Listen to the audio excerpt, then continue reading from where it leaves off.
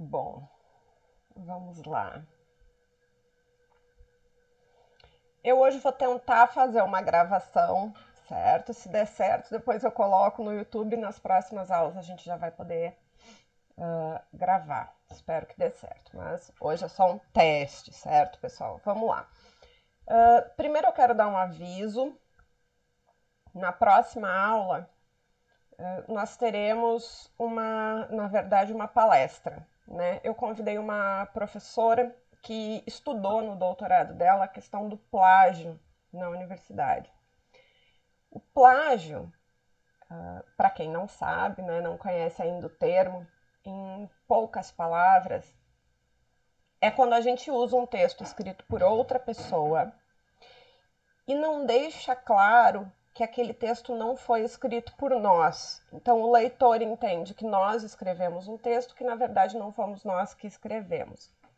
Esse uso, ele né, quando nós usamos a palavra de outra pessoa sem dizer que foi outra pessoa que falou aquilo, dentro da academia, isso é o plágio, que é um crime, certo? Então, nós precisamos, quando escrevemos o texto acadêmico, tomar muito cuidado para sempre usar as referências, né? Dizer quem foi que disse aquilo, da onde que a gente tirou aquelas palavras do autor, para não acabar incorrendo em plágio. Isso é um pouco complicado, muitas vezes, para quem inicia na questão do texto acadêmico. Então, eu convidei essa professora Bruna, que vai falar um pouquinho com a gente sobre o plágio. Como eu acho que é um assunto muito importante e é válido não só para vocês, mas para todos os alunos que estão fazendo a disciplina de LPT e mais, para todos aqueles que já fizeram e agora estão, né, terminando o curso, escrevendo seus trabalhos de conclusão e precisam rever essas questões, eu acabei transformando essa conversa com a professora Bruna em uma palestra que vai acontecer pelo NULIN, que é o Núcleo de Línguas e Linguagens aqui do campus dos Malês, que eu sou vice-coordenadora. Então, na próxima quarta-feira, a aula de vocês vai ser, na verdade, a presença nesse encontro do NULIN. Eu agendei exatamente no horário da nossa aula, às 14 horas, tá? Mas não vai ser pelo link de sempre. Eu vou depois enviar para vocês por e-mail e vou deixar lá no Cigar o link para o evento, então, com a professora Bruna sobre o plágio, que é um assunto que a gente vai estar tratando durante a disciplina em mais profundidade, certo, pessoal? Então, na próxima aula, vocês já sabem que vai ser um pouquinho diferente. Para os eventos do NULIN, a gente sempre divulga e coloca uma lista de um link para fazer a inscrição no evento, certo? Quem puder fazer a inscrição, melhor, porque nos facilita, né, na organização do evento dentro do NULIN. Mas eu vou passar o link de acesso para toda a turma, tá? Então, mesmo quem não conseguir fazer a inscrição, todos os alunos da turma vão ter o link e vão poder acessar, tá, pessoal? Além disso, no final do evento, a gente distribui uma lista de presença e quem assistiu o evento recebe certificação, certo? Então, lá no final do curso, vocês já devem ter visto que vocês precisam comprovar uma quantidade determinada de horas em atividades de extensão, certo? Então, para quem participar, vai receber o certificado por e-mail e depois vocês vão poder, lá no final do curso, utilizar esse certificado para comprovar a participação de vocês em eventos de extensão, tá? É bastante importante que desde agora o início vocês vão coletando todos esses certificados de palestras, workshops, apresentações em geral que vocês assistem, porque isso vai ser importante depois para vocês na hora de terminar o curso, né? Na hora da graduação. Então, a gente vai aproveitar, né, o momento da aula, vocês vão também receber essas horas como horas de extensão, e vamos ter a presença dessa convidada, certo, pessoal? Aí até a semana que vem eu vou colocá-la no Cigai e vou informar para vocês por e-mail direitinho o link para vocês acessarem e as informações do evento. Vamos lá, hoje então nós vamos conversar um pouquinho sobre a linguagem acadêmica em geral. Deixa eu colocar aqui a apresentação para vocês. Iniciado o primeiro slide. Opa, deixa. Tenho que entrar aqui.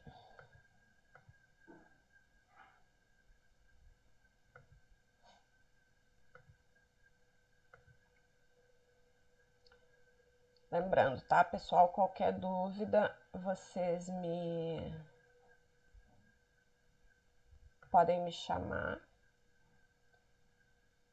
que muitas vezes eu não tô vendo vocês quando eu tô aqui no slide. Então vamos começar fazendo uma brincadeira, mais ou menos. Vixe. Só um segundo. Deixa eu organizar aqui.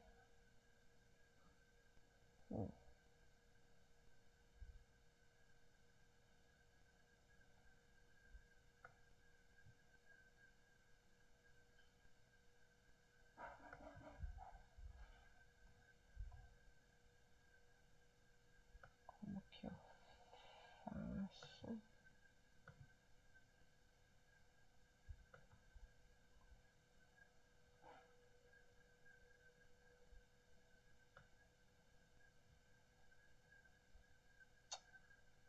Desculpa, pessoal. Deixa eu ver se assim eu consigo.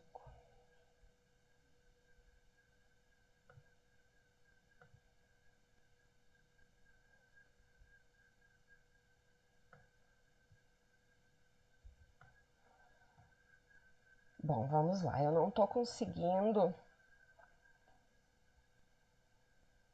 ficar com vocês e com a apresentação na mesma página. Então, para a gente não perder tempo, vamos indo assim. Qualquer coisa vocês me chamam por voz, tá, gente? Que eu não estou vendo vocês aqui. Então, vamos lá. Aqui eu coloquei 4 frases.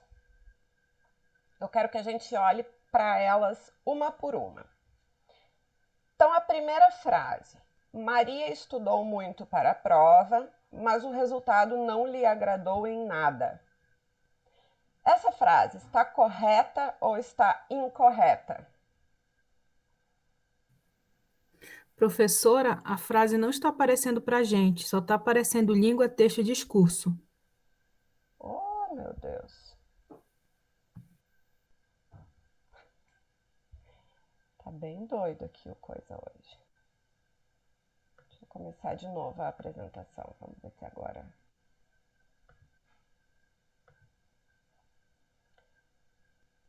Agora o que que aparece aí para vocês? Aparece o slide desfocado. Ele está muito para o canto esquerdo da senhora, o direito eu não sei. Para mim tá aparecendo aqui como tela inteira. Peraí. Vamos novamente.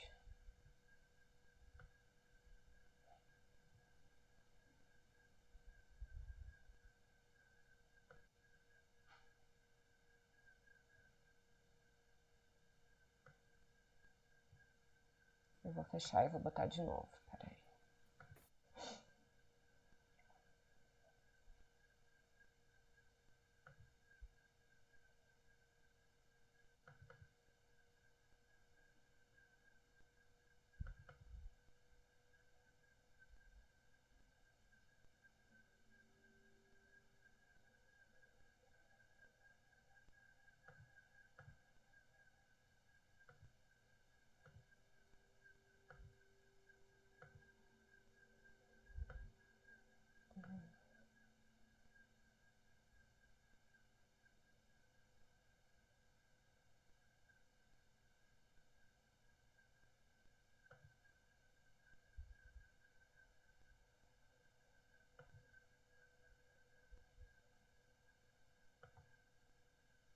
Agora vocês enxergam?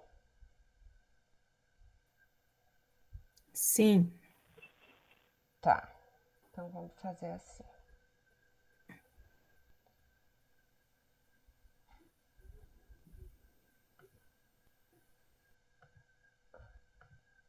Pronto. Agora vocês enxergam as frases?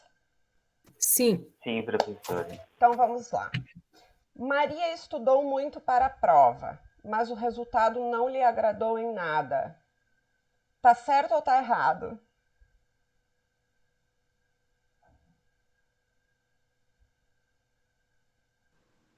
Tá certo, professor. Certo. A segunda frase. Bora comer, molecada. Depende em que sentido de linguagem, né? Tá coloquial. Então, vamos comparar essas duas, né? A primeira, quando eu pergunto assim, tá certo ou tá errado? Vocês responderam, tá certo. Aí vamos pensar assim, ela tá certa em que sentido? Ela tá certa de acordo com as regras gramaticais da língua do português brasileiro, certo? A segunda frase, bora comer, molecada. Ela tá certa ou ela tá errada? Como a colega disse, depende. Se nós estivermos falando de um texto formal, escrito, não. Por outro lado, se nós estivermos falando do contexto da língua falada, informal, ou até mesmo de gêneros escritos informais, tá tudo ok. Não tem nada de errado com essa frase, né? O que depende, o que vai fazer a diferença é o contexto em que essa frase está sendo usada. A próxima. A pesquisa foi desenvolvida a duras penas pelos discentes. O que vocês me dizem dessa?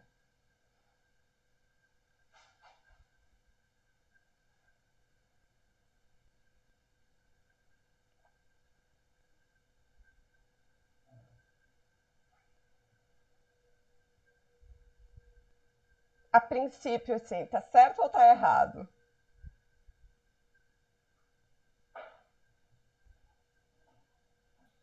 Professora, fica complicado para mim, pois a interpretação ainda não está cabível, né? Então fica difícil dizer se está errado ou está certa, porque quase que ainda não entendi nada o sentido dessa frase, professor. Veja, o colega, você que falou, eu não tô vendo quem, é internacional, né? Só sim, professora. Ernesto. Ernesto. Boa tarde, Ernesto. Então, Boa tarde, professor. essa expressão a duras penas é uma expressão idiomática do português brasileiro.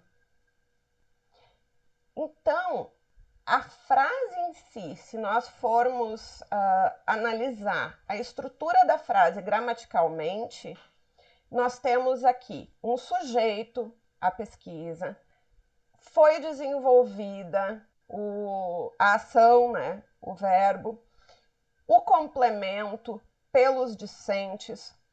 O problema é que aqui, no lugar de um advérbio, nós estamos utilizando uma expressão idiomática.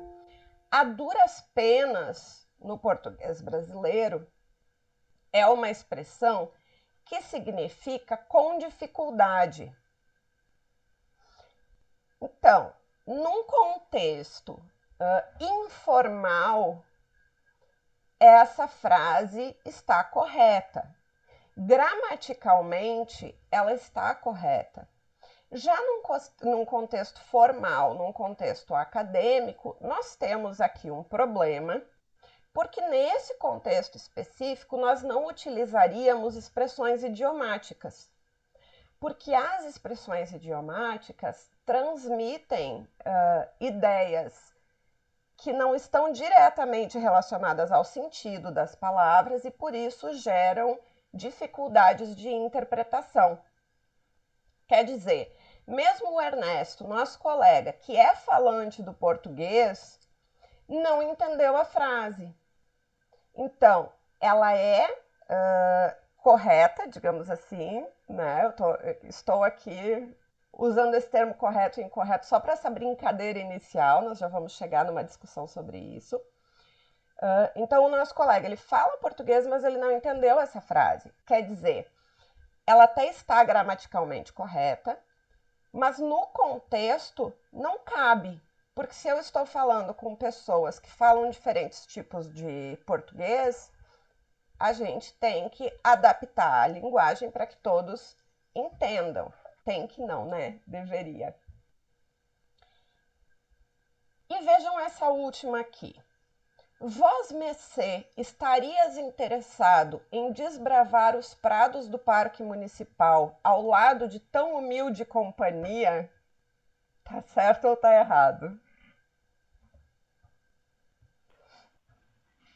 Achei até um tanto arcaica. Boa tarde, Du. Olha o que Du tá dizendo aqui. É arcaico, quer dizer, está correto? Sim. Mas veja, o que essa pessoa está falando com essa frase? Está convidando alguém para passear no parque, né, em sua companhia. Está convidando para dar uma volta, para dar uma banda, para, né, dar um rolê, para um rolê no parque. Então, a frase está perfeitamente correta. Só que hoje em dia, se alguém for usar isso como uma cantada, né, for convidar alguém que tem interesse, né, para um namoro, alguma coisa assim, usando essa frase, vai dar errado. Por quê? Porque ninguém fala assim hoje. Então, a frase, ela está perfeitamente correta, de acordo com as regras gramaticais, mas ela não cabe no contexto de hoje, porque essa linguagem é arcaica, é uma linguagem que não se usa mais. Então, quando nós falamos de língua, nós precisamos considerar uma série de questões, né? E é muito importante, principalmente aqui para os alunos de letras, né? O conceito da linguagem ser apropriada ou não, certo? Vamos adiante.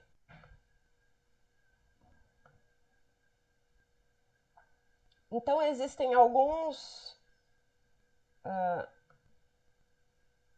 conceitos que eu vou passar rapidamente aqui por cima com vocês hoje, que são os conceitos de língua, texto e discurso. A língua, ela é um sistema de opções, né? Cada vez que a gente usa a língua, nós escolhemos utilizar a língua de uma forma ou de outra. A gente escolhe as palavras que nós vamos usar, a gente escolhe a maneira como nós vamos ligar essas palavras, nós escolhemos o grau de formalidade que nós vamos usar. Até quando a gente está tratando da língua falada, nós escolhemos o tom de voz que nós vamos usar para falar alguma coisa. Então, a língua em si, a gente tende a entender a língua como uma coisa neutra, né? Ela é um sistema que está lá para ser utilizado. Quando uma pessoa, um usuário dessa língua, usa a língua, quando ela transforma aquela opção que ela tem, aquele monte de opções que ela tem, em um texto específico, ela está fazendo escolhas, né? E criando, dentro daquele monte de opções, o seu texto, né? A sua composição com as escolhas da língua, com as escolhas que a língua permite. E esse texto, ele é criado dentro de um ambiente específico. Quando se você vai escolher, por exemplo, se você vai escolher falar, se você está com os seus amigos no bar e você vai fazer as suas escolhas de língua para falar, essas escolhas serão de um tipo, né? Já se você estiver dentro da sala de aula, com um professor mais formal, né, dentro de um ambiente mais acadêmico, ou se você estiver, por exemplo, na frente, falando com um juiz, dentro de um ambiente formal da lei, você vai fazer outras escolhas. Então, a língua, ela está no nível da estrutura social. A língua é uma coisa que existe na nossa sociedade, assim como existem diversas outras coisas. Existem relações de poder, existem as instituições, existem os espaços sociais, né? O espaço da igreja, o espaço do barzinho com os amigos, o espaço familiar, o espaço acadêmico, o espaço da justiça. Já o nosso texto, ele é uma prática social. Por quê? O nosso texto é quando nós fazemos, dentro desses espaços, as escolhas de como usar a língua. E, por fim, nós temos os eventos sociais, que são os textos registrados, né? O texto que vai ser escrito e entregue para o professor, ou então, falando em textos multimídia, né? Um filme, uma peça de teatro que utiliza a língua e que, de certa forma,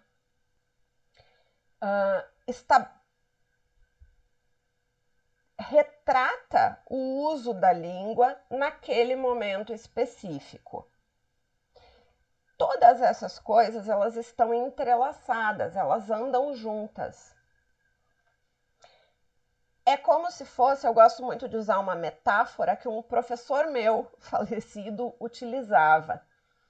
É como se fosse o clima, né? O que é o clima? O clima são todas as possibilidades do que pode acontecer. Pode chover, pode nevar, pode estar nublado, pode estar calor, a temperatura pode estar mais quente ou mais fria, pode ter raios, pode ter trovão. Então, isso é o sistema do clima. O sistema é a língua. Agora, hoje especificamente, em Salvador, qual é o clima, o tempo? Como que está o tempo hoje em Salvador? Está nublado, com chuva e temperatura amena. Esse é o texto. Então, a língua são todas as opções.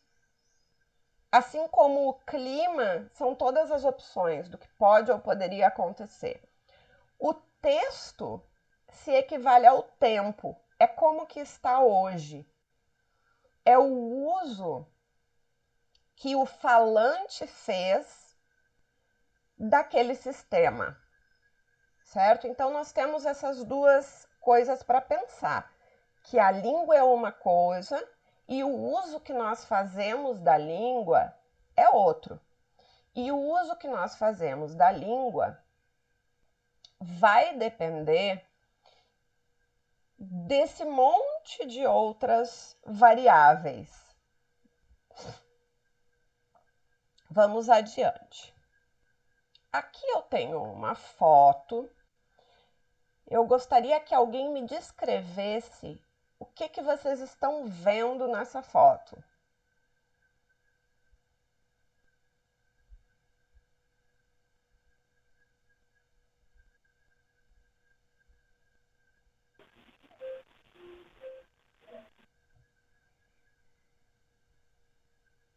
Vamos lá, alguém? Parece um mar, um horizonte com rochas e atrás tem um relevo que são montanhas. Parece um possível Isso. um rio, um lago. É o mar mesmo, com as rochas. Lá no fundo a gente vê, né, aquele relevo ao horizonte. Mas vamos além. Algumas pessoas olhariam. Peraí, alguém colocou alguma coisa aqui no. Minha imagem tá borrada. A imagem não, às vezes não fica muito boa. Mas então, a ideia é essa. O que a gente vê nessa imagem é o mar com algumas rochas aparecendo e lá no fundo o relevo ali, né, de como se tivesse alguma coisa, montanhas ao fundo, alguma coisa assim. Se eu mostrar essa imagem para os moradores de Florianópolis, em Santa Catarina, muito provavelmente eles vão me contar uma história que é a história do Baile das Bruxas. O Baile das Bruxas foi um dia em que as bruxas resolveram fazer um baile e resolveram não convidar o diabo porque não gostavam muito dele. Só que o diabo descobriu que as bruxas estavam fazendo a festa e não tinham convidado, foi lá e transformou todas as bruxas em pedras.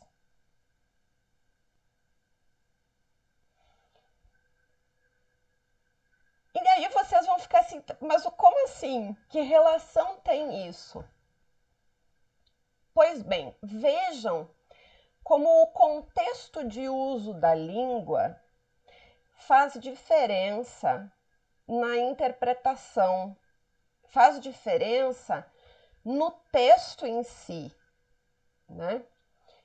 Isso aqui é uma foto da ilha de Florianópolis vista do continente, certo? Então lá atrás, aquilo que é o relevo dos morros e tal, é o relevo da ilha de Florianópolis. Do lado do continente, você olha para a ilha e existe essa região onde estão essas pedras, que são pedras que saem para fora do mar, assim, né? Não chegam a formar uma ilha, elas são todas separadas umas das outras. E existe no folclore local essa história de que essas pedras são as bruxas que foram transformadas em pedra pelo diabo. Então vocês vejam que um mesmo texto, que no caso é a imagem que eu estou apresentando aqui para vocês, ele pode ter diferentes significações e, portanto, diferentes interpretações, dependendo do contexto. E aí a gente vai colocar assim, ó, o contexto geográfico, né? Então, quem não é morador de lá, não tem esse conhecimento do folclore, não conhece o local, então não vai fazer essa relação.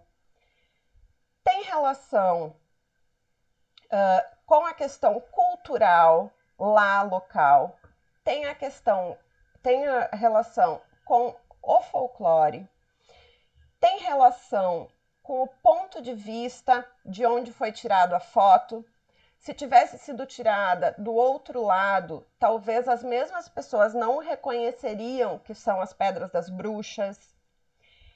Então, o texto, ele ultrapassa, o que eu quero mostrar para vocês aqui é que o texto, no geral, ele ultrapassa em muito o simples uso da língua, né?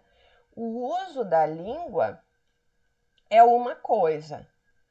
O texto é uma composição que engloba o uso da língua, mas vai muito além disso, porque vai depender de todos esses outros fatores.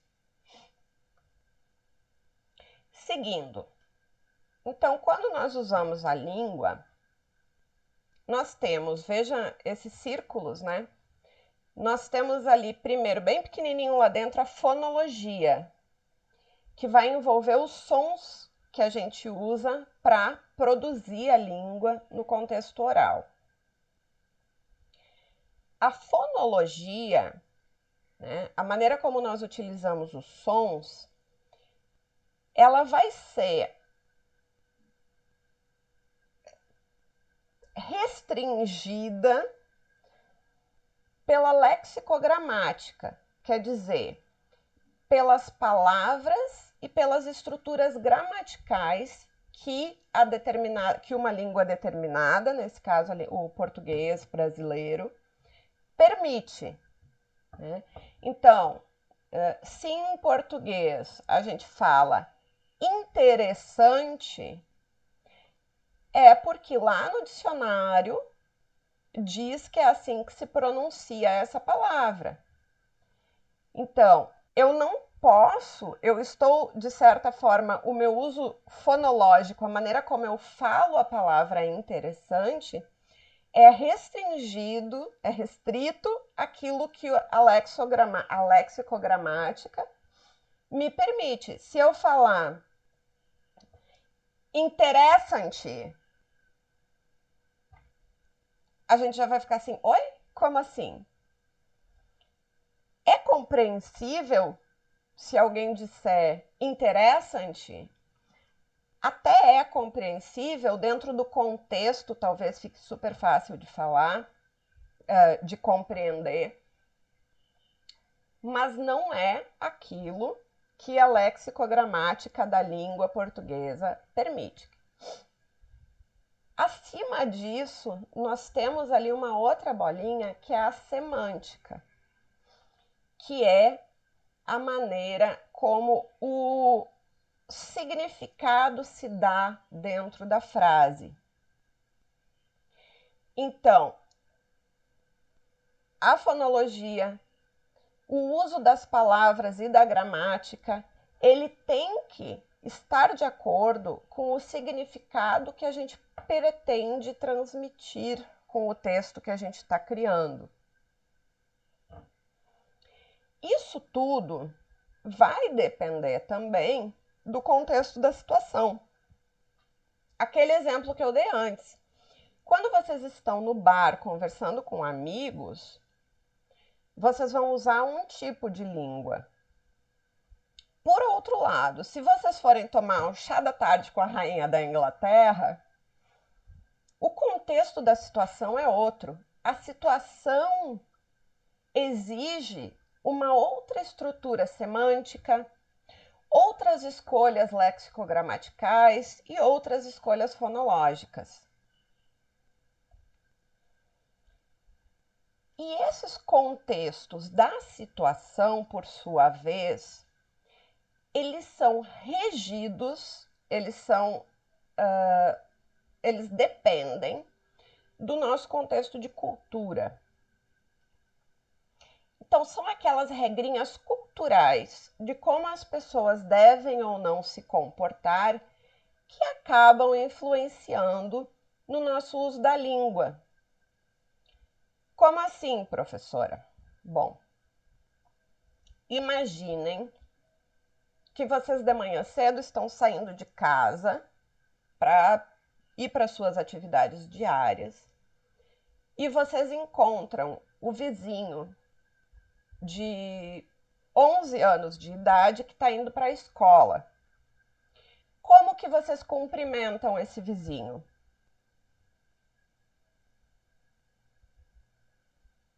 Alguém. Se vocês só encontram de passagem um vizinho que tem 11 anos de idade, um pré-adolescente, como que vocês cumprimentam ele ou ela? Oi, garoto. Oi, oi garoto, alguma coisa assim. Agora, vamos mudar a situação, vamos mudar ali o contexto da situação.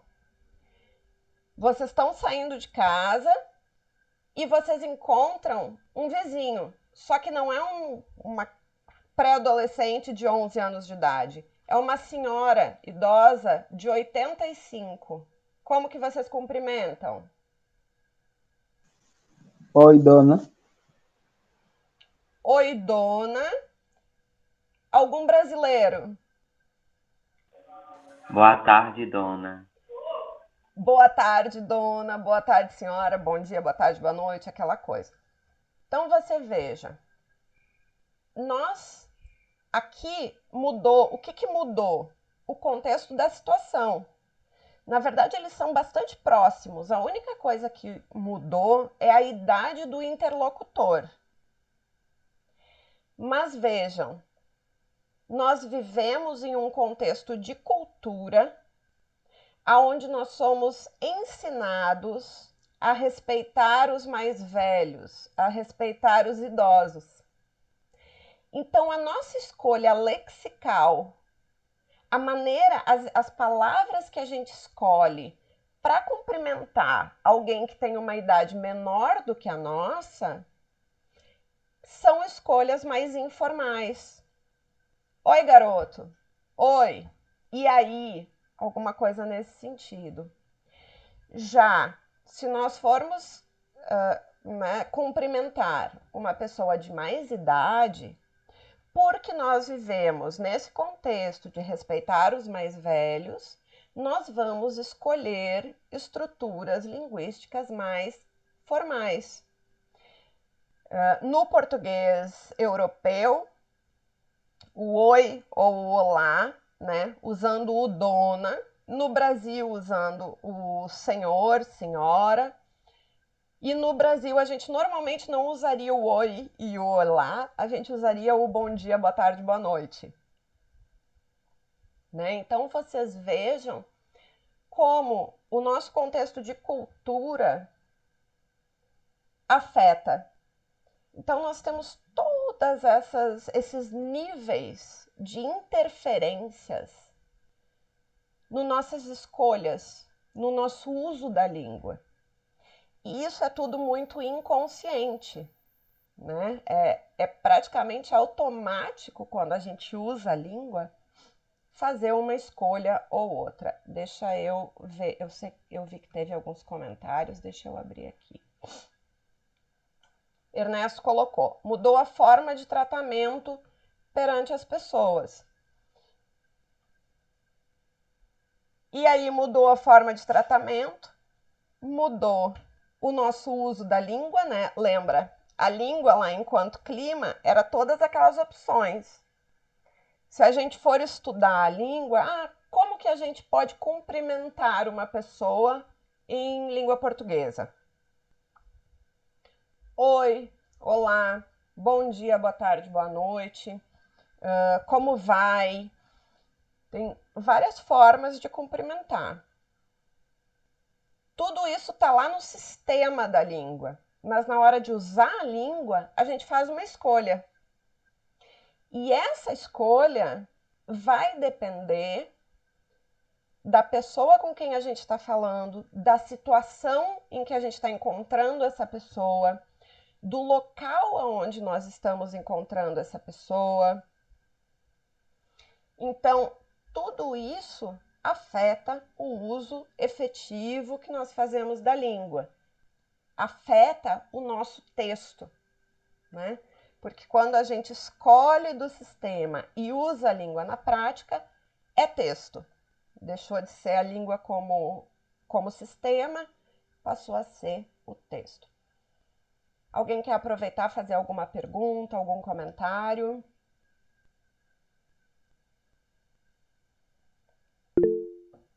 Diga, Du. Professora, até acho que a verbalização, a forma como a gente se expressa com uma pessoa mais nova, como a senhora colocou, da forma informal, vem de uma cultura de respeito quando a gente se fala com uma pessoa mais idosa, que elas impõem também essa característica do respeito com a fala e com o posicionamento desse lugar linguístico, né?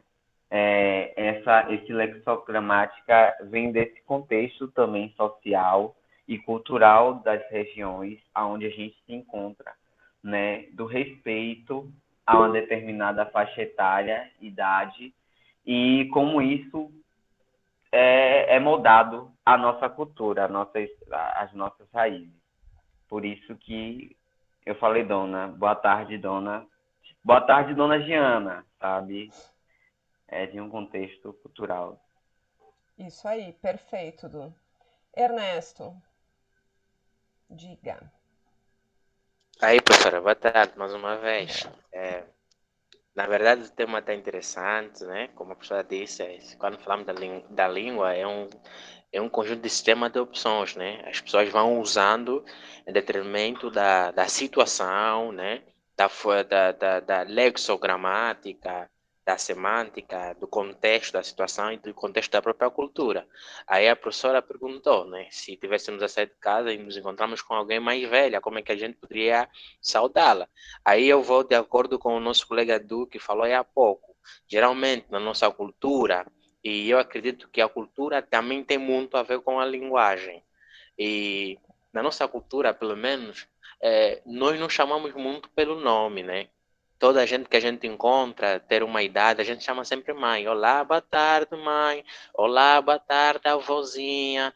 Olá, boa tarde, pai. Olá, boa tarde, tio. Então, eu acho bastante interessante que a gente deve ter em conta, né, todos esses critérios, né, quando tivermos fazer o uso da linguagem ou da língua, porque nós devemos saber separar o contexto em que a gente está para depois não podemos cometer erros. Ou seja, aquela expressão que a professora disse, né, se está errado ou se está certo. Tinha expressões aí que a professora foi mandando, se nós ficarmos assim muito atentos, não tinha erro nenhum. Aí o erro vai surgir de acordo à empregabilidade das expressões no texto, no contexto em si onde ele está inserido. Por exemplo, se nós estivermos diante de um juiz, diante de uma comunidade acadêmica, é lógico que algumas gírias, algumas palavras usadas ou empregue devem ser totalmente retiradas. Ali devemos pautar por uma linguagem cuidada. Então, acredito eu, tanto os povo brasileiro, guinenses, moçambicanos, cabo-verdianos, Angola, todos esses que usam a língua portuguesa, devemos fazer um esforço de podermos compreender melhor a lexogramática para facilitar, para não termos agora aquele problema aí. A professora usou aquela expressão duras penas, uma coisa, e eu fiquei todo aqui indagado, uau, o que é isso? E aí então foi meio complicado, professora, é isso. Então, exatamente, vocês chegaram, né, no ponto, essa que é a ideia. Até vocês, né, me chamando a senhora. Eu até sou uma pessoa assim de mais idade do que vocês, mas vocês têm professores que são muito jovens. Que talvez, se vocês encontrassem esses professores na rua, vocês não fossem chamar de senhor e senhora, talvez vocês chamassem de você. Mas como vocês encontram essas pessoas, esses professores, no contexto da sala de aula, dentro da universidade, vocês vão acabar chamando de senhor e senhora, né? Porque muda o contexto e aí envolve todas essas questões que vocês estão trazendo aqui. Isso mesmo. Ernesto, diga. Aí, professora, essa situação que a professora colocou aí, chamar o professor de você, no meu primeiro dia de aula, eu fiquei constrangido quando um colega usou a expressão você ao professor.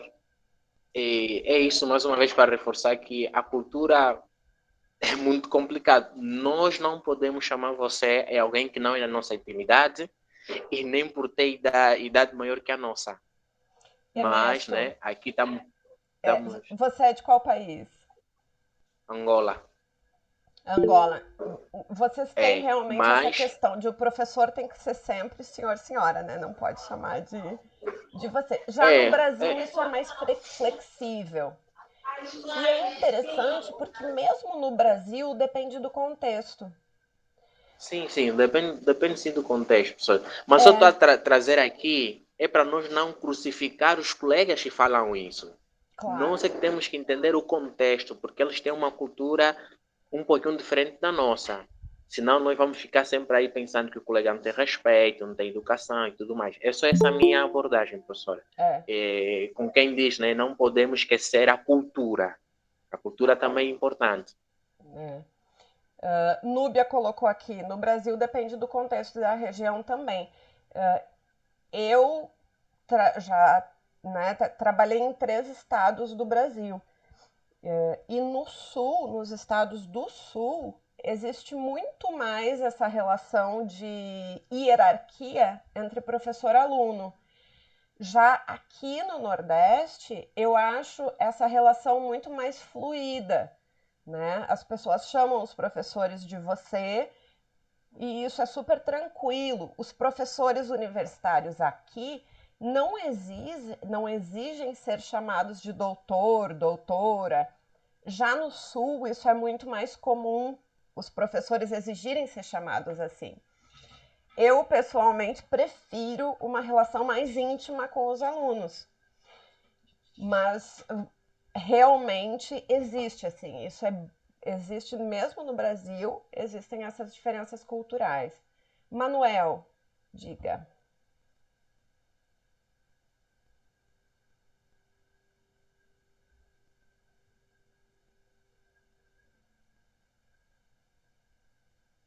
Manuel?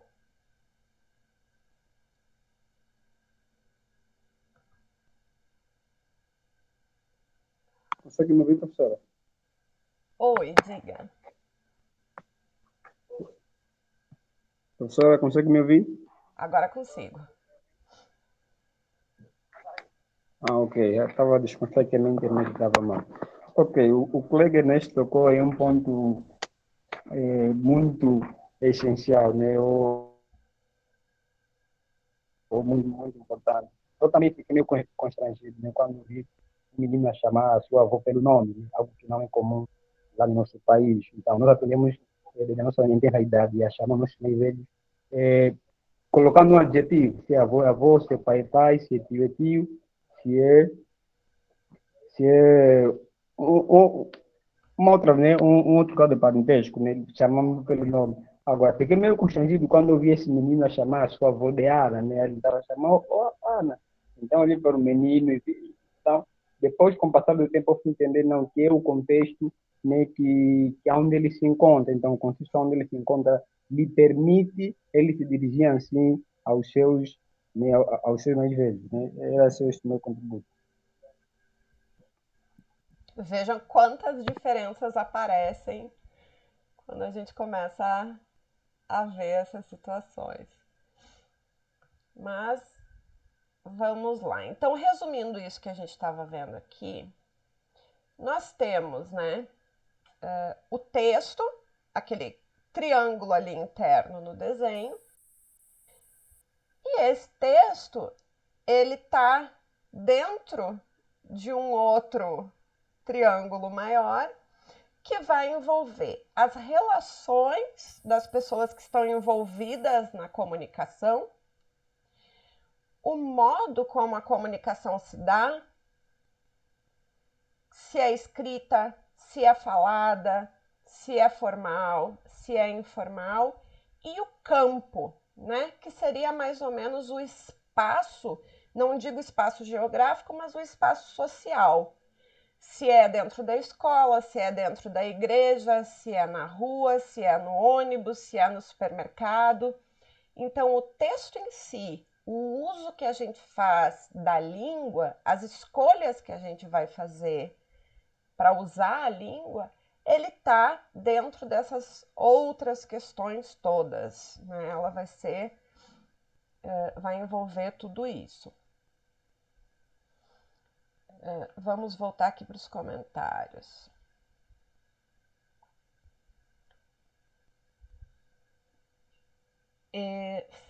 Ernesto colocou aqui, mas fixe ouvir isso, pois mostra que há uma boa relação entre professor e aluno. Ou seja, são coisas que dificilmente a gente vê no nosso país. Os professores lá, muitos deles preferem ser chamados pelos títulos que ostentam. E isso já mostra uma fragilidade na relação, os professores preocupados mais com os títulos. Nós vamos chegar lá também aí, nas relações de poder que estão envolvidas na comunicação. A Idu falou aqui, mesmo a senhora sendo doutoranda, né, professora? Acho isso um nível de elegância e intelectualidade. A simplicidade também faz parte desse processo, até mesmo para saber lidar com as variações linguísticas. E aí Núbia colocou, aproxima mais a gente dos professores, não é, Edu? Edu respondeu, sim, me sinto íntima. Manuel, não existe nenhum mal chamar o professor pelo título. Há que realçar isso aqui, Ernesto. Então, nós vamos chegar aqui já nessa questão das relações de poder, né?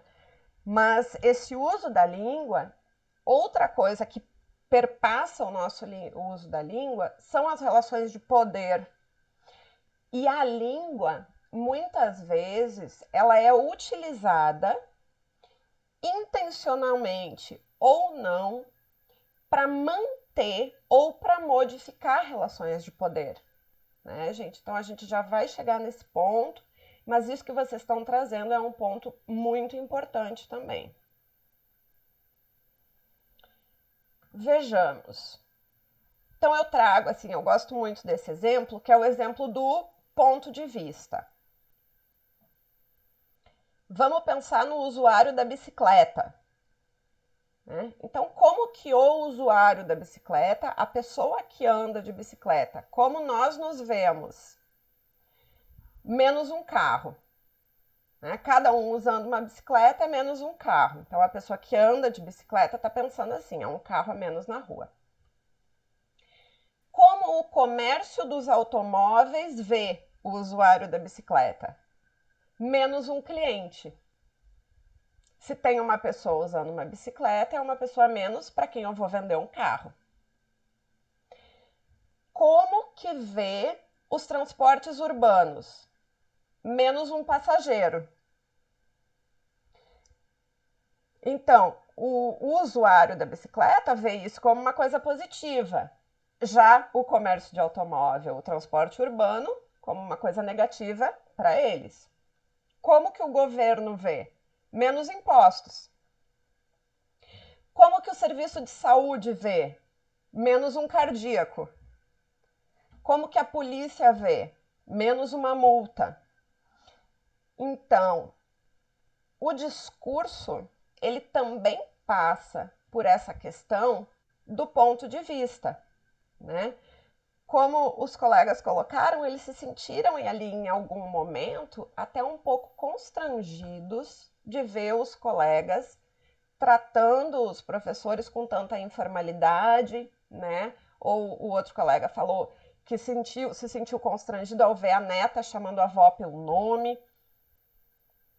É uma questão de ponto de vista, porque dependendo da cultura da onde a gente vem, a gente vai entender aquele uso da língua de uma forma diferente.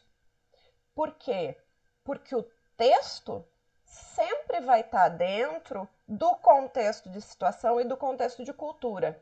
Se o contexto de cultura é diferente, o texto que em um contexto de cultura é próprio, é apropriado, no outro contexto de cultura pode ser visto como não apropriado. Então, vejam aqui, né? Esse é o príncipe William da Inglaterra. Na imagem de cima, a gente vê, parece que ele está tacando o dedo do meio para alguém, né? Porque a foto foi tirada de lado. Então, quem viu ele fazer esse sinal? dessa posição em que foi tirada a primeira foto, achou que ele estava mandando todo mundo para aquele lugar. Né? Estava sendo grosseiro com as pessoas. Já quem estava vendo pelo outro lado conseguiu entender que ele, na verdade, estava só mostrando 3 dedos, ele estava fazendo o símbolo do número. Essa foto foi tirada quando ele estava saindo do hospital depois do nascimento do terceiro filho. Não me lembro se é um menino ou uma menina, não sei. Mas então, ele saiu do hospital e entrou no carro, depois da esposa, fazendo o símbolo de 3, querendo indicar, né, que era o terceiro filho, o terceiro na linha do trono depois dele, né, porque ele é o que está lá na linha do trono da Inglaterra e tal. Então, o ponto de vista, muitas vezes, pode também afetar a interpretação do texto. Então, vamos pensar aqui. Vamos tentar trocar, né, aquela ideia do errado e do certo, quando a gente fala em língua, e vamos pensar no adjetivo apropriado. Esse uso da língua, ele é apropriado ou não? Apropriado, ele tem 2 significados. Primeiro, que se apropriou,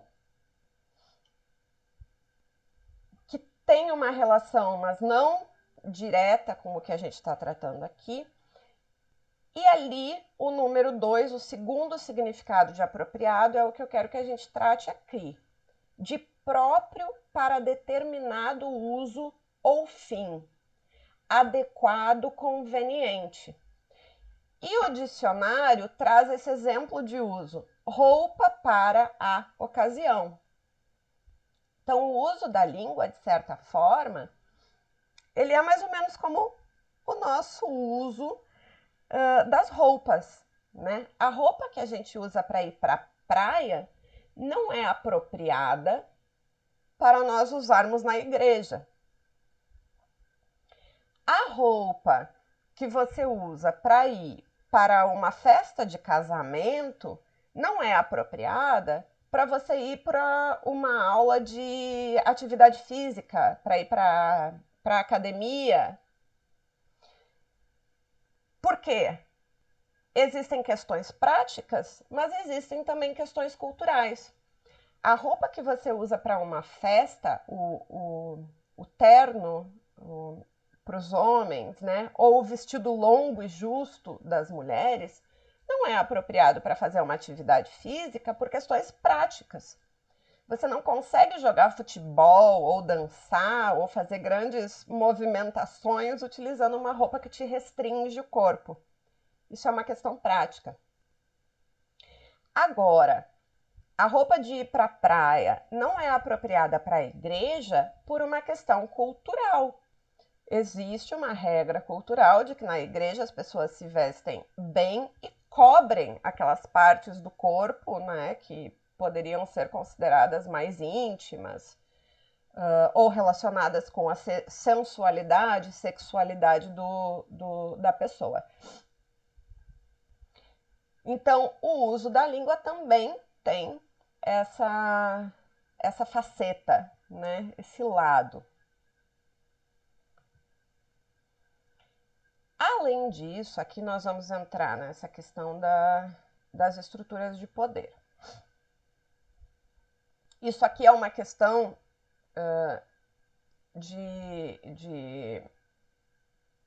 mais filosófica de estrutura social, onde se entende que a estrutura social ela é basicamente regulada por regras e recursos. Então, como assim? Nós temos regras de 2 tipos. Primeiro, elementos normativos. Então, são as leis, né? Você não pode dirigir alcoolizado, você precisa atravessar a rua na faixa de pedestres, você não pode roubar, você não pode jogar o lixo na rua. Então, isso são regras, elementos normativos que estão escritos na lei. Outro tipo de regras são os códigos de significação. Não são regras escritas, mas são regras que as pessoas compartilham. Por exemplo, a questão do entrar ou sair da sala de aula quando quiser. Aqui no Brasil, se você estiver dentro de uma sala de aula de nível infantil, né, as crianças, se elas querem ir no banheiro, elas precisam pedir para o professor para sair da sala. Já na universidade, vocês ainda não pegaram, né, as aulas presenciais, a maioria de vocês, mas essa regra não existe. Né? Quando o aluno da universidade precisa sair para ir no banheiro, ele simplesmente levanta e sai da sala. Por outro lado, a estrutura social ela também é regida por recursos, que podem ser de dois tipos. Os recursos alocativos se referem a recursos materiais. Dinheiro, né, coisas.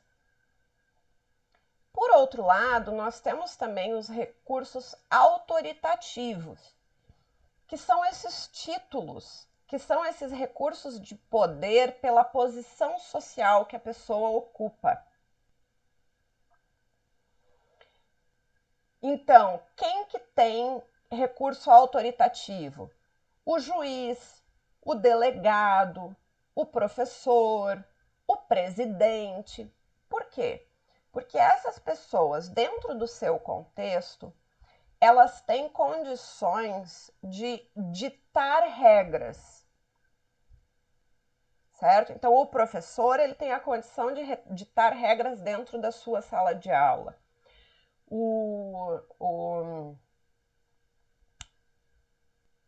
Da polícia, o delegado, ele tem condições de dizer se a pessoa que foi levada até a delegacia porque...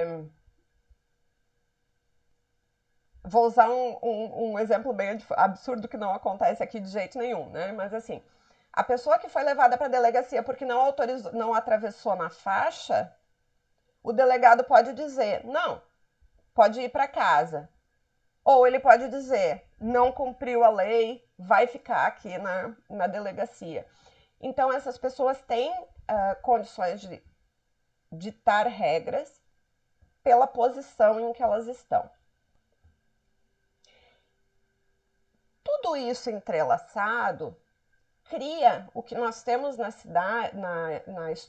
sociedade, que são estruturas de legitimação, estruturas de significação e estruturas de dominação. Então, o que é uma estrutura de legitimação? Bom, se eu estou seguindo a lei, eu vou legitimar os meus atos dizendo, não, é lei, eu estou fazendo o que a lei me garante que eu posso fazer. A gente tem as estruturas também de significação, né? Não, eu ajo dessa maneira porque é assim que a minha comunidade costuma agir. E nós temos, por fim, as estruturas de dominação, que são quando a gente age de certa forma porque alguém nos manda agir assim, alguém que tem poder sobre nós. Então, existe uma coisa que é bastante dolorosa mas que eu tenho visto que é normalmente verdade, que é a regra de que quem paga manda, né? Então, se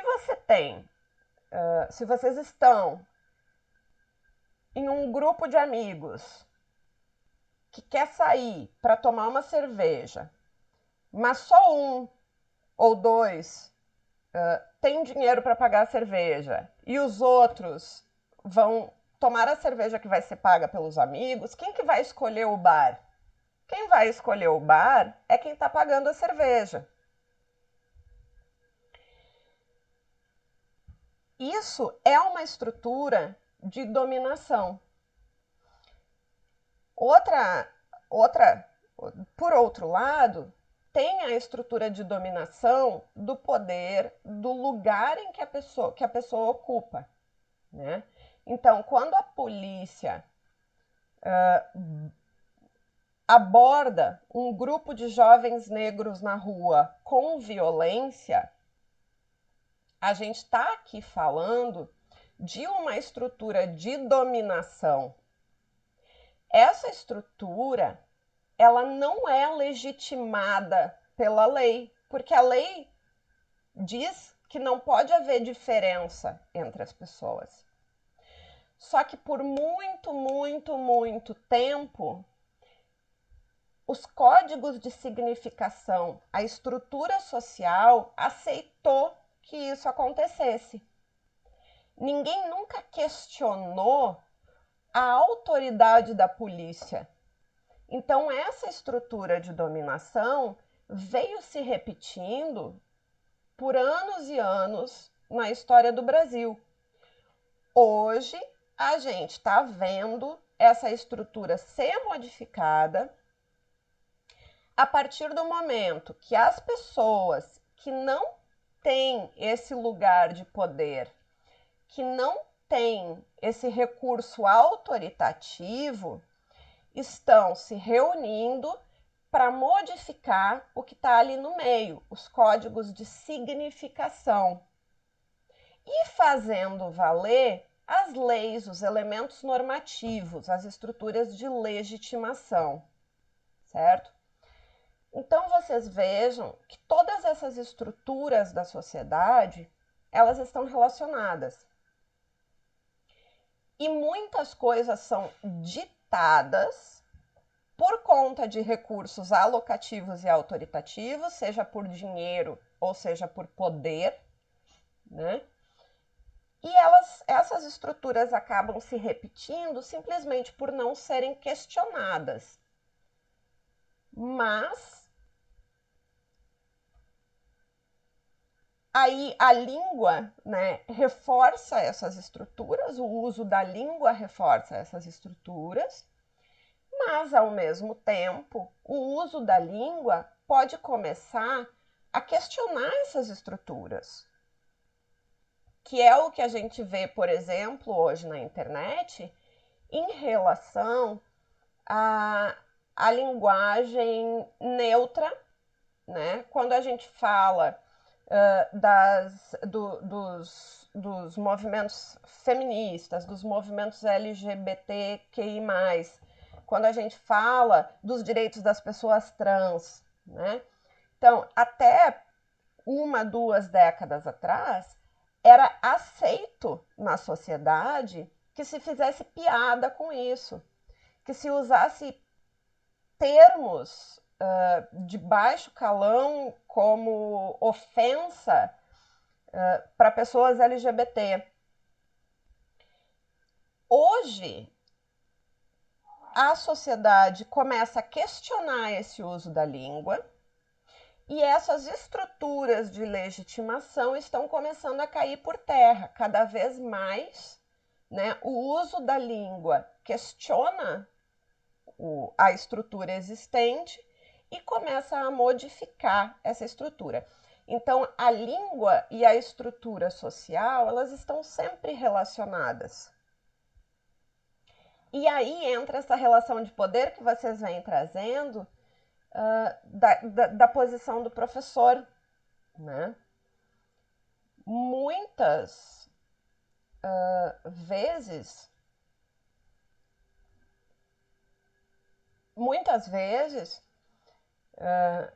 o uso do título, né? Ah, o doutor fulano, a doutora fulana, é exigido por um professor simplesmente porque é uma pessoa de mais idade, que foi tratada assim a vida inteira, que foi ensinada que deveria tratar assim e que, por conseguinte, espera ser tratada assim também.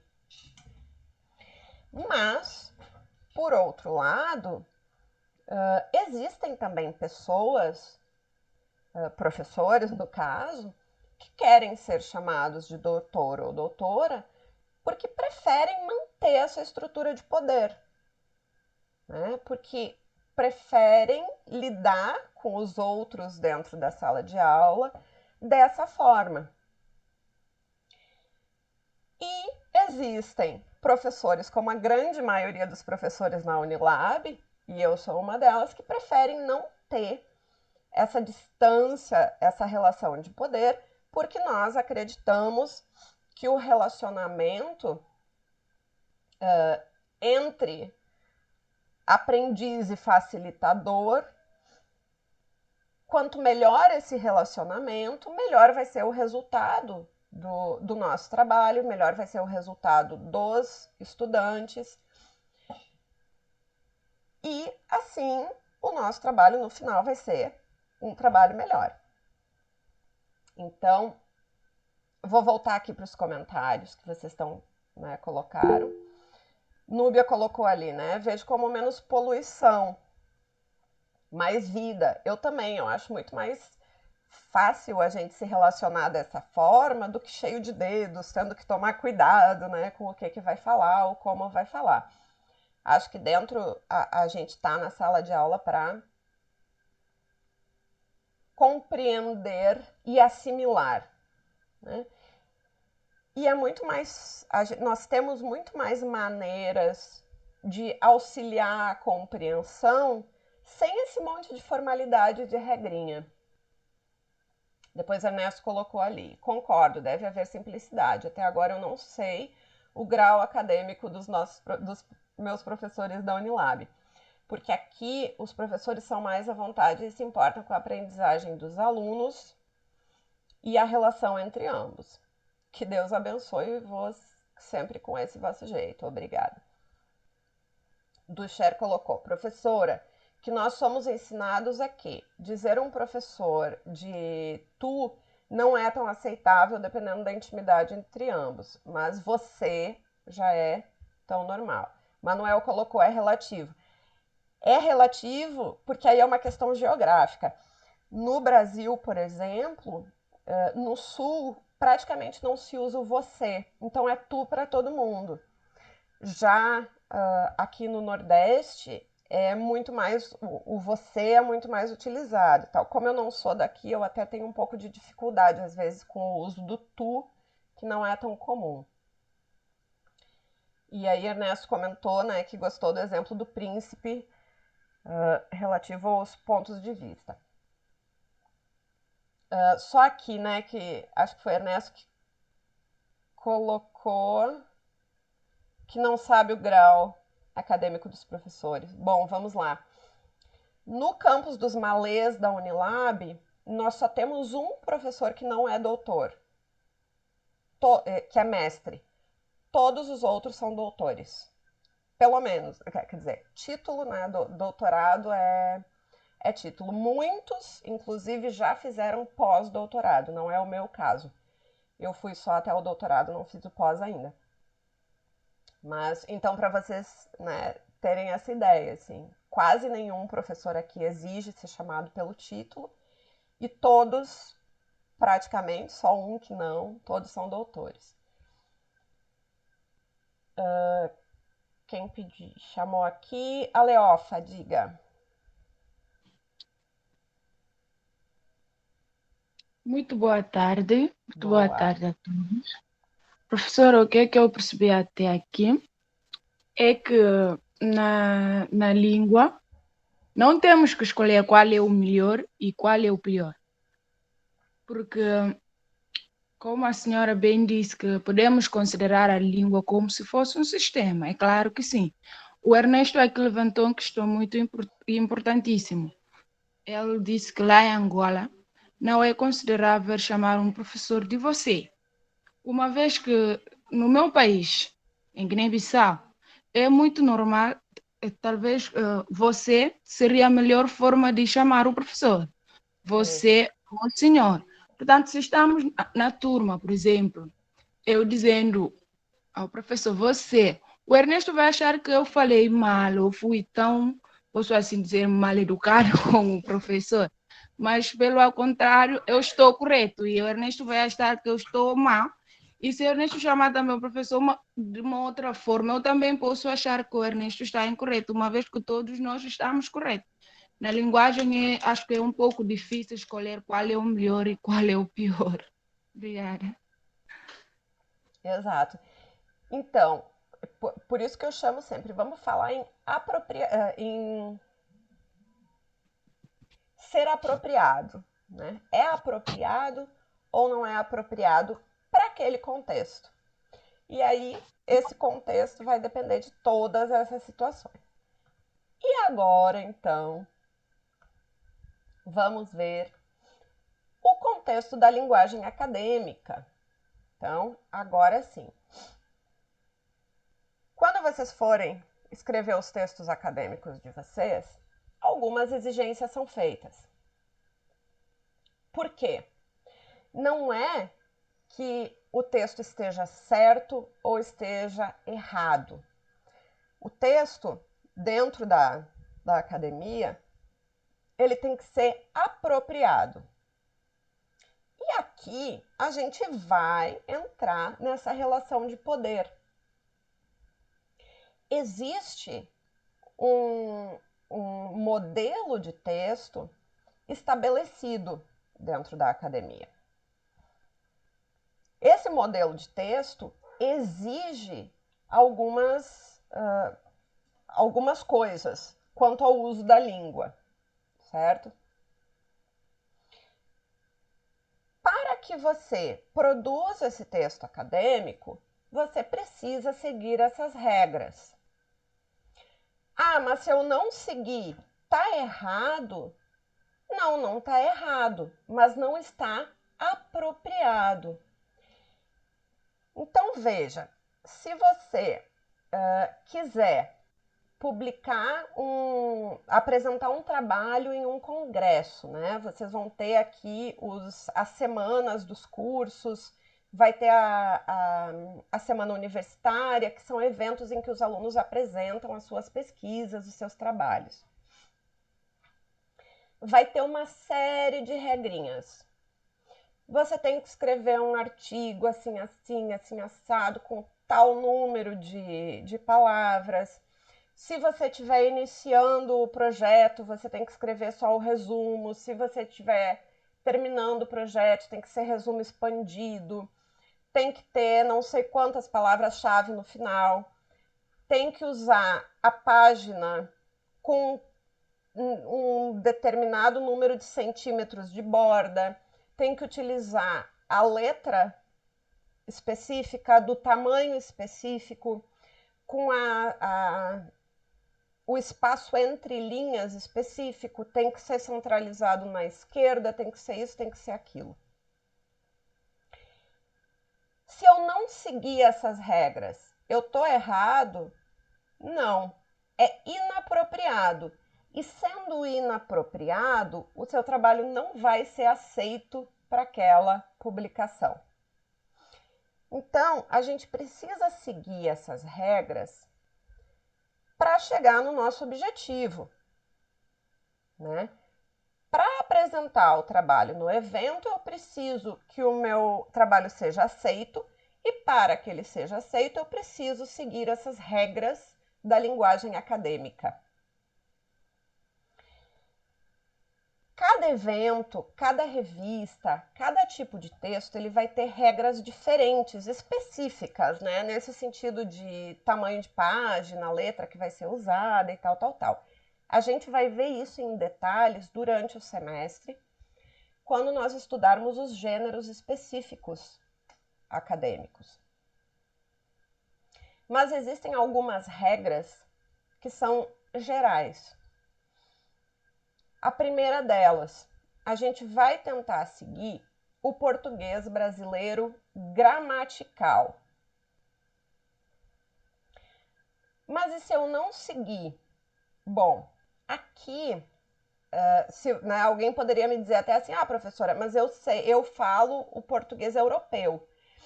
Então, se eu escrever com o português europeu, o que acontece? Depende. Como assim depende? Algumas revistas, por exemplo, se você for escrever um artigo para uma revista científica no Brasil, algumas revistas da área de letras entendem essa variedade do português e aceitam trabalhos escritos em português europeu. Mas muitas revistas não aceitam. Então, se você quer publicar em uma revista que não aceita o português europeu, você vai ter que adaptar o seu texto para o português brasileiro.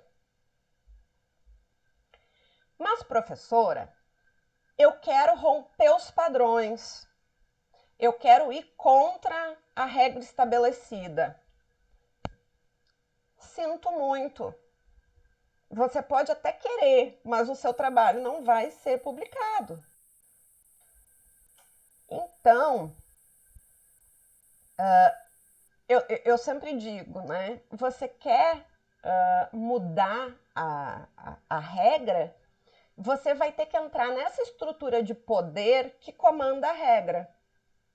Você vai ter que continuar estudando, você vai fazer o seu mestrado, o seu doutorado, você vai ser editor de uma revista acadêmica e como editor da revista acadêmica, você vai lá e você muda a regra, você faz com que a revista aceite o português europeu, ou o português angolano, o português guineense, né, que hoje em dia já se consideram variedades legítimas em algumas revistas, mas em outras não. Então, para poder mudar a estrutura de poder, muitas vezes a gente vai ter que ingressar naquela estrutura de poder. As revistas que aceitam essas diferentes variedades do português são porque algum estudante de graduação que estudou sobre isso foi lá, continuou estudando, assumiu um espaço de poder dentro de uma dessas revistas e conseguiu que essa mudança se efetivasse. Mas, infelizmente, hoje, enquanto alunos de graduação, vocês ainda não têm esse poder de questionar, de ir contra essa estrutura de poder que está estabelecida. Então, até hoje, até esse momento, vocês vão precisar seguir as regras do português brasileiro gramatical. Outra questão da linguagem acadêmica: evitar regionalidades.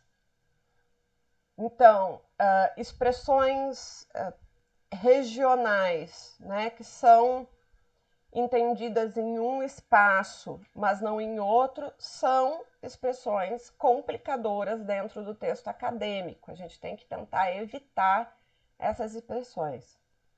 Da mesma forma, as expressões idiomáticas, né? Porque o colega lá no início da aula, quando eu usei lá numa das primeiras frases, né?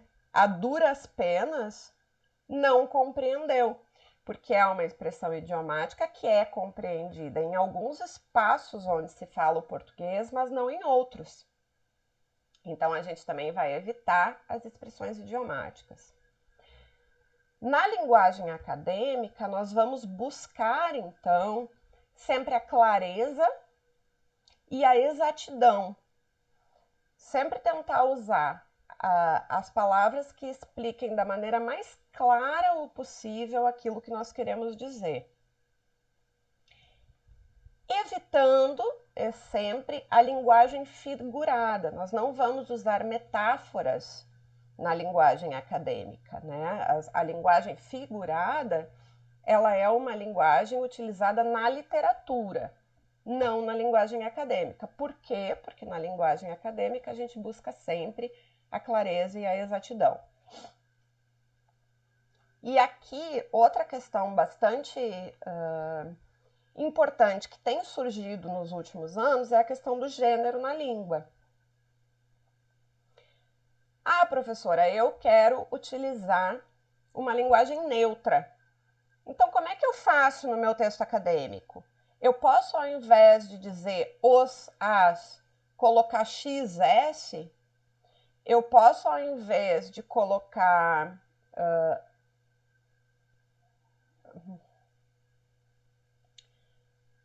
bonitos, colocar bonites com E? Não, não pode. Por quê? Porque essa questão do gênero é uma questão que ainda está em mudança dentro da língua portuguesa, principalmente no português brasileiro. Então, dentro do ambiente acadêmico, a regra gramatical que ainda rege a questão de gênero é usar sempre o masculino. Eu, Giana, pessoalmente concordo com isso? Não, eu discordo plenamente.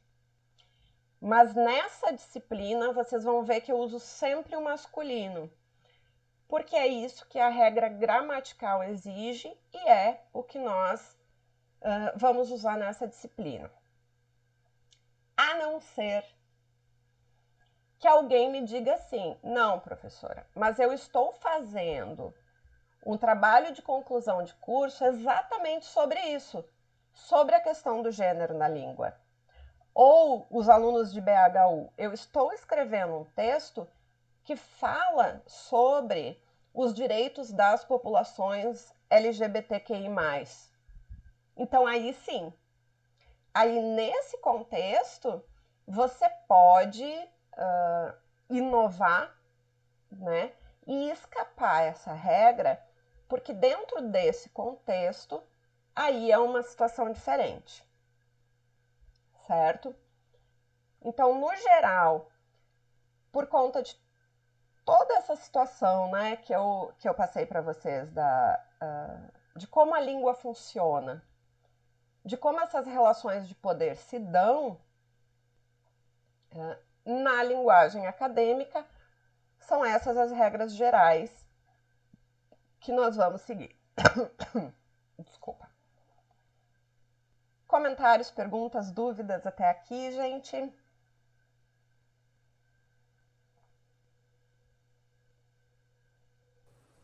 Não, professora. Agora, meu microfone tá no ouvir, porque minha internet tá ruimzinha, então... Tá. Diga, Ernesto. Professora, eu estava a ver aqui a última parte, que é a linguagem acadêmica, que na qual, né, nós estamos aqui e devemos ter em conta a atenção na maneira que a gente vai escrever, né? A gente vai redigir o nosso texto, professora. Professora, eu queria saber se há muita diferença com o português brasileiro no seu foro gramatical com o português europeu ou de Portugal. Se há muita diferença, se vai exigir de nós, né? Porque nós não temos ainda o contato com o português gramatical brasileiro, se vai exigir de nós muito esforço, muito trabalho, e se o professor tem algum livro, algum texto que pode nos orientar, né, para ver se facilita a nossa adaptação com a nossa linguagem aqui gramatical brasileira.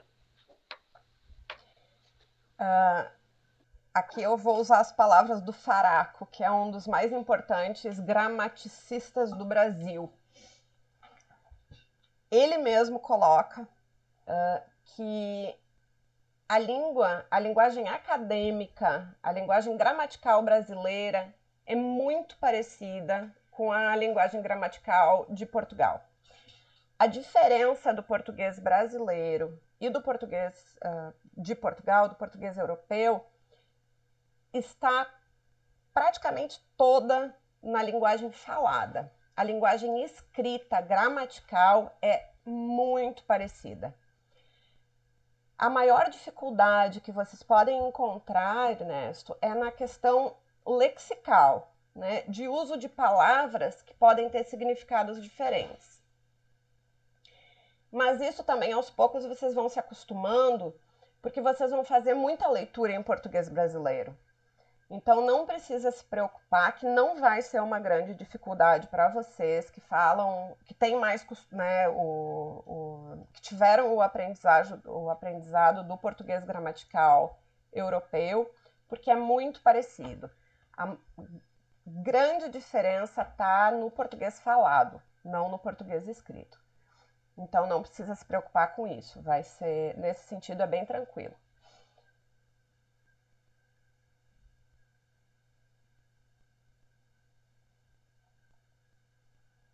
Mais alguém, pessoal? Diga, do chefe.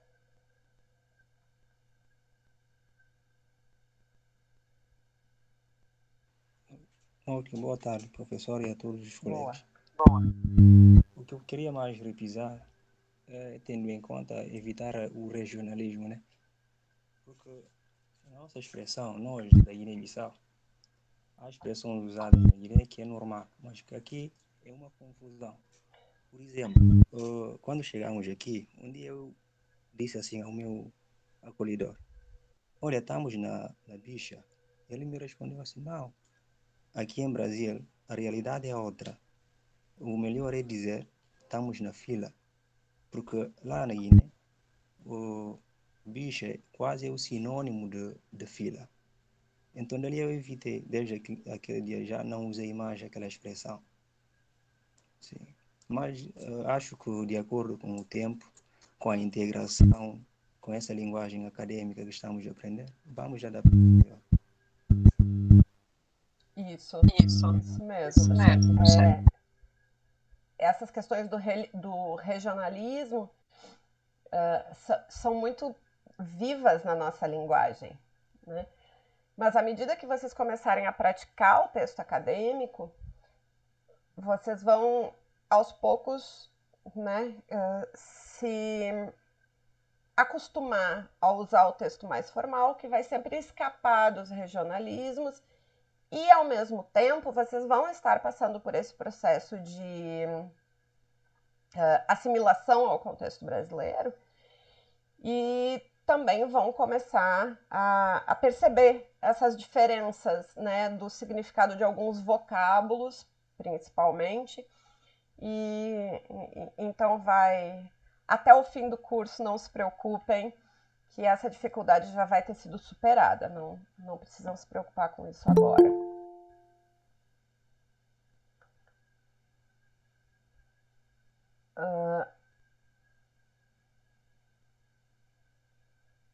Pois bem, então, hoje a ideia era essa, era trazer essas questões todas que envolvem a língua para vocês, principalmente dentro dessa questão dos diferentes contextos e dessas relações de poder que atravessam as línguas e que estabelecem o que é e o que não é apropriado dentro dos diferentes contextos, para que vocês entendam o porquê que a linguagem que a gente vai ver dentro da disciplina de LPT e que depois vocês vão precisar usar nas outras disciplinas e mais lá no final do curso no TCC de vocês, no trabalho de conclusão de curso, né? Para que vocês entendam por que, né, todas essas diferenças entre a linguagem que a gente realmente usa e a linguagem que a gente vai ter que colocar no papel. Uma outra questão bastante importante, né, vai ser, quando a gente coloca no papel essa linguagem, como que a gente faz essa... Desculpem, o cachorro aqui está latindo. Como que a gente faz essa adaptação dentro dos gêneros, né? E, principalmente, questões das regras que a gente usa para fazer as referências e citações no texto. que é quando a gente usa, né, quando a gente está falando de outro autor. Como que a gente faz para falar de outro autor, para usar as palavras de outro autor, sem incorrer na questão do plágio. Então, na próxima semana, eu falei lá no início, vou repetir agora que bastante gente chegou, né, durante a nossa conversa. Então, na próxima aula, nós teremos vocês vão participar dessa palestra do Nulim, você é o que vou estar coordenando a sessão. Eu vou passar para vocês, então, um link diferente, que vai ser o link da palestra, que vai ser aberto não só para a nossa turma. Eu vou enviar isso, então, vou deixar lá no Cigar e vou enviar também por e-mail. Então, na semana que vem, a gente vai participar dessa atividade com a professora convidada. E na semana seguinte, então, nós retornamos à programação normal aqui no nosso link de aula, com a nossa conversa, aí já entrando mais diretamente em questões de gêneros, dos gêneros mesmo que nós vamos conversar no semestre. Então, para a próxima aula, não deixem de olhar no Cigar, né, ou no e-mail de vocês, qual que vai ser o link que depois que tiver definido, eu vou passar para vocês. Antes da gente finalizar, eu só vou ler a listinha que eu fiz aqui dos presentes. Caso vocês notem que eu deixei passar alguém, por favor me avisem, tá? De repente alguém saiu mais cedo, alguma coisa que vocês notem, por favor me chamem a atenção. Eu marquei aqui a Leofa, Ducher, Enimésia, Ernesto, Gil, Juliana, Manuel, Núbia, Taimara e Eucídio. Será que eu esqueci alguém? A Juliana, professora. Acho que é a Juliana Oliveira. Tá aqui. Professora, Manuel. Manuel. Diga, Manuel. Esqueceu o Manuel. Manuel. Tá aqui. Ok, obrigado pela preocupação, Ernesto. A professora esqueceu o colega Nordini. Esqueci mesmo. Ele estava pensando que a internet dele caiu. Tava mesmo. Obrigada, gente. A Taimara, professora. Taimara. Não sei se já se encontra. Taimara, tá aqui. Ela falou. Professora, no final posso falar com a senhora? Pode sim. Então, pessoal, bom feriado a todos. Amanhã é feriado. E nos vemos na semana que vem, certo? Quem não quiser conversar comigo individualmente está liberado. Quem precisar conversar comigo, fica conectado que a gente já se fala. Tchau, tchau.